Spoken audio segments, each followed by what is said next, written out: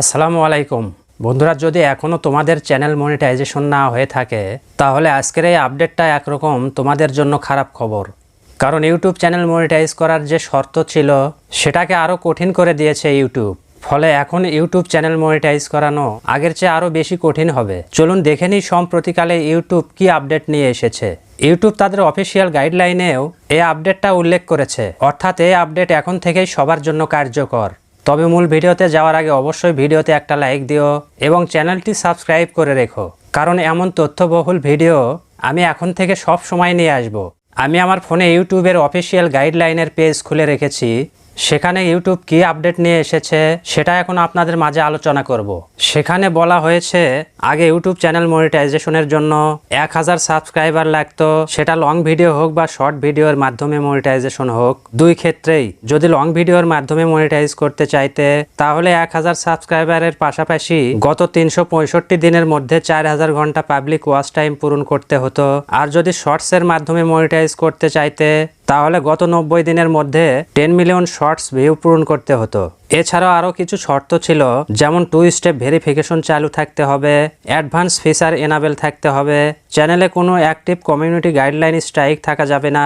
Watch টাইমের ক্ষেত্রে আগেও কিছু নিয়ম ছিল, যেমন প্রাইভেট ভিডিওর ওয়াচ টাইম কাউন্ট হতো না, আনলিস্টেড ভিডিওর ওয়াচ টাইম কাউন্ট হতো না, ডিলেট ভিডিওর ওয়াচ টাইম কাউন্ট হতো না, গুগল অ্যাডস দিয়ে প্রমোট করা ভিডিওর ওয়াচ টাইম কাউন্ট হতো না, শর্টস থেকে পাওয়া ওয়াচ টাইম লং ভিডিওর 4000 ঘন্টা ওয়াচ টাইমে কাউন্ট হতো না, আনলিস্টেড বা ডিলেট লাইভ স্ট্রিম এর ওয়াচ টাইম কাউন্ট হতো না, লাইভ স্ট্রিমকে ভিডিও অন ডিমান্ড হিসেবে সেভ না করলে তার ওয়াচ টাইমও কাউন্ট হতো না। কিন্তু এবার যে পরিবর্তনটা এসেছে সেটা বিশেষ করে তাদের জন্য খারাপ খবর যারা শর্টসের মাধ্যমে চ্যানেল মনিটাইজেশন করতে চায়। কারণ বর্তমানে শর্টসের দ্রুত ভিউ পাওয়া যায়, তাই অনেক ক্রিয়েটর শর্টসের মাধ্যমে মনিটাইজেশনের জন্য চেষ্টা করে। আগে নিয়ম ছিল প্রাইভেট শর্টসের ভিউ কাউন্ট হতো না, আনলিস্টেড শর্টসের ভিউ কাউন্ট হতো না, ডিলিট করা ভিডিওর শর্টসের ভিউ কাউন্ট হতো না, এবং অ্যাডস ক্যাম্পেইনের মাধ্যমে প্রমোট করা শর্টসের ভিউ কাউন্ট হতো না। কিন্তু এখন ইউটিউব আরও একটি নতুন নিয়ম যোগ করেছে। কিছুদিন আগে ইউটিউব একটি ফিচার চালু করেছিল, যেটা কমিউনিটি ট্যাবে ইমেজ পোস্ট করলে সেটা শর্টস ফিডেও দেখানো যেত, আর তাতেও কিন্তু ভিউ আসতো। অনেক ক্রিয়েটর এই সুবিধা ব্যবহার করে শুধু ছবি ও মিউজিক দিয়ে লাখ লাখ ভিউ এনে দ্রুত 10 মিলিয়ন ভিউ পূরণ করে মনিটাইজেশন পাওয়ার চেষ্টা করছিল। এখন ইউটিউব পরিষ্কারভাবে তাদের পলিসিতে লিখে দিয়েছে, যদি আপনি শুধু ইমেজ পোস্ট করেন এবং সেটা শর্টস ফিডে যায় আর তা মানুষ দেখে ভিউ আসে, আর সেই ভিউ মনিটাইজেশনের জন্য প্রয়োজনীয় 10 মিলিয়ন শর্টস ভিউসের মধ্যে সেটা কাউন্ট হবে না। অর্থাৎ আগে যেভাবে অনেকেই কমিউনিটি ট্যাবে ছবি পোস্ট করে তার সাথে মিউজিক যোগ করে শর্টস ফিডে পাঠিয়ে ভিউ সংগ্রহ করত, এখন সেই পদ্ধতি আর কাজ করবে না।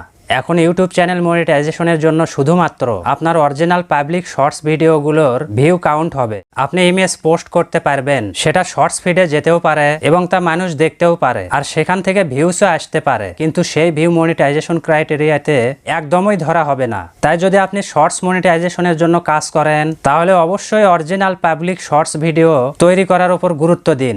আমি জানি এই আপডেটটা অনেকের ভালো লাগবে না, কিন্তু তথ্যটা আমি সবার আগে আপনাদের জানিয়ে দিলাম। আর সেই সাথে আজকের ভিডিওটা এখানেই শেষ করছি। আবার দেখা হবে পরের ভিডিওতে নতুন কোনো বিষয় নিয়ে। ততক্ষণ পর্যন্ত আপনারা সবাই ভালো থাকুন। আল্লাহ হাফেজ।